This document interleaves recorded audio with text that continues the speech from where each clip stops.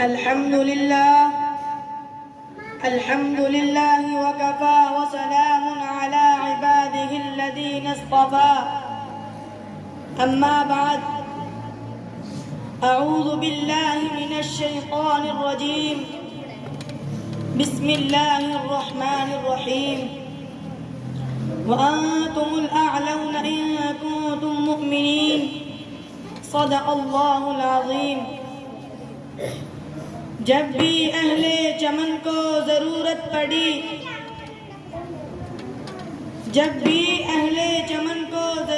پڑی سب سے پہلے ہماری ہی گردن کٹی پھر بھی کہتے ہیں ہم سے یہ اہل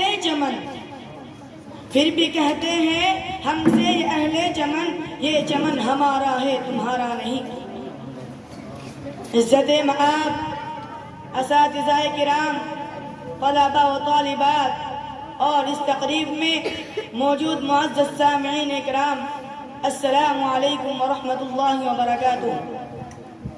میں انتظامیہ کا انتہائی شکر گزار ہوں جنہوں نے آج اس تقریب میں مجھے کچھ بولنے کا موقع عنایت فرمایا۔ دعا کیجئے کہ اللہ تعالی مجھے صحیح بات کہنے اور ہم سب کو اس پر عمل کرنے کی توفیق عطا فرمائے، آمین۔ تحریک آزادی میں دارالعلوم دیوبند کا حصہ، دارالعلوم دیوبند کا مقصد تأسیس، دارالعلوم دیوبند کا قیام مسلمانوں میں دینی تعلیم کی اشاعت کے لیے عمل میں آیا، لیکن اس کی پوری تاریخ پر نظر ڈالی جائے تو سمجھ میں آتا ہے کہ دارالعلوم صرف ایک مدرسہ ہی نہیں تھا بلکہ دین اسلام کی حفاظت کا ایک مضبوط قلعہ بھی تھا۔ دارالعلوم دیوبند کی تأسیس کے اصل مقصد پر شیخ الہند رحمت اللہ علیہ حضرت مولانا محمود حسن دیوبندی رحمت اللہ علیہ کے اس ارشاد سے بخوبی روشنی پڑتی ہے جسے ان کے شاگرد مولانا مناظر احسن گیلانی رحمت اللہ علیہ نے نقل کیا ہے۔ فرماتے ہیں کہ حضرت شیخ الہند نے میرے ایک سوال کے جواب میں فرمایا دیوبند کا مدرسہ سن 1857 کی ناکامی کی تلافی کے لیے قائم کیا گیا تھا۔ تعلیم و تعلم، درس و تدریس جن کا مقصد اور نصب العین ہے، میں ان کی راہ میں مزاحم نہیں ہوں لیکن خود اپنے لیے اسی راہ کا انتخاب کیا جس کے لیے نظام میرے نزدیک حضرت الاستاذ مولانا محمد قاسم نانوتوی رحمت اللہ علیہ نے قائم کیا تھا۔ فرائض الہیہ جس حد تک بن پڑا ادا کرتا رہا، اب آخری کام رہ گیا ہے جسے آخری حد تک گزار دوں گا۔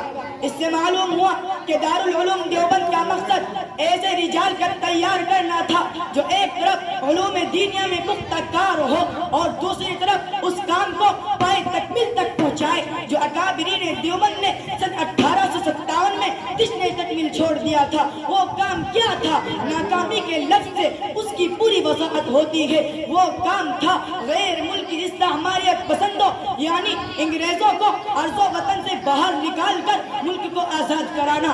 اس وقت یہ تحریک ناکام ہو گئی تھی۔ اس کا مطلب یہ نہیں تھا کہ اب ہمیشہ کے لیے باب بند کر دیا جائے بلکہ اہل دانش ناکامی سے تحریک پا کر اور شکست کے ملبے میں دبے ہوئے تجربات سے فائدہ اٹھا کر کامیابی کی طرف قدم بڑھاتے ہیں۔ یہی تھا حضرت شیخ الہند کا نصب العین اور اس نصب العین کے حصول کے لیے انہوں نے اپنی زندگی گزاری۔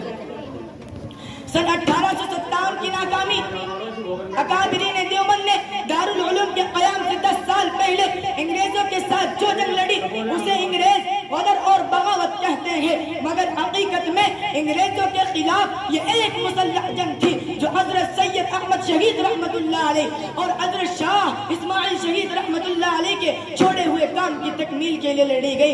یہ جنگ تھانہ بھون اور شاملی میں لڑی گئی۔ یہ دونوں دیوبند کے قریب 2 قصبے ہیں۔ اس وقت تھانہ بھون ایک بڑا قصبہ تھا جس کی آبادی 35,000 افراد پر مشتمل تھی۔ تھانہ بھون نہایت خوشحال قصبہ تھا۔ قصبے کے چاروں طرف ایک مضبوط دیوار تھی جس میں آمد و رفت کے لیے 4 دروازے رکھے گئے تھے۔ اسی قصبے کی ایک تاریخی مسجد میں جماعت دیوبند کی بزرگ سید الطائفہ حضرت حاجی امداد اللہ مہاجر مکی رحمت اللہ علیہ کی خانقاہ بھی تھی۔ حضرت مولانا محمد قاسم نانوتوی رحمت اللہ علیہ اور حضرت مولانا رشید احمد گنگوگی گنگوگی حضرت صاحب رحمت اللہ علیہ سے بیعت تھے. ان دنوں انگریزوں کے خلاف ملک کے گوشے گوشے میں نفرت اور انتقام کے جذبات بھڑکے ہوئے تھے. بہت سے لوگ ٹولیاں بنا بنا کر دہلی پہنچ رہے تھے تاکہ مغلیہ سلطنت کا آخری تاجدار بہادر شاہ ظفر کے ساتھ مل کر دہلی کو جو مغلیہ سلطنت کا پائے تخت تھا انگریزوں سے خالی کرا جا سکے. ضرورت تھی کہ دہلی کے اطراف میں جہاں جہاں انگریزوں کی چھاؤنیاں ہیں یا ان کے کیمپ قائم ہیں ان کو نشانہ بنایا جائے اور جتنا علاقہ ہو سکے ان سے خالی کرا لیا جائے. اس مقصد سے اکابرین جن کی عمریں اس وقت بالترتیب 42, 25 اور 29 سال تھی تھانہ بھون میں جمع ہوئے. یہ ایک بڑا مشاورتی اجتماع تھا جس میں اطراف تھانہ بھون کے بہت سے قصبوں اور شہروں سے علماء شریک ہوئے. تمام حضرات نے جہاد کی ضرورت پر اتفاق کیا اور حضرت حاجی امداد اللہ مہاجر مکی رحمت اللہ علیہ کو امیر منتخب کر کے بیعت کی گئی اور یہ اعلان کر دیا گیا کہ تھانہ بھون اب انگریزوں کی عملداری سے آزاد ہے. یہاں اسلامی حکومت قائم ہو چکی ہے. انگریزوں کے جو افسران قصبے کے اندر موجود تھے ان کو باہر نکال دیا گیا. انگریزی توپ خانے پر حملہ. خبر ملی کہ سہارنپور سے انگریزی فوج کے کچھ جوان توپ خانہ لے کر شام لے جا رہے ہیں. یہ لوگ تھانہ بھون سے گزریں گے. طے پایا کہ اس فوجی قافلے پر حملہ کیا جائے اور ان سے توپ خانہ چھین لیا جائے. حضرت مولانا محمود حضرت مولانا رشید احمد گنگوگی نے خود بڑھ کر اس حملے کی ذمہ داری لی. قصبے کے باہر سڑک کے کنارے ایک باغ تھا.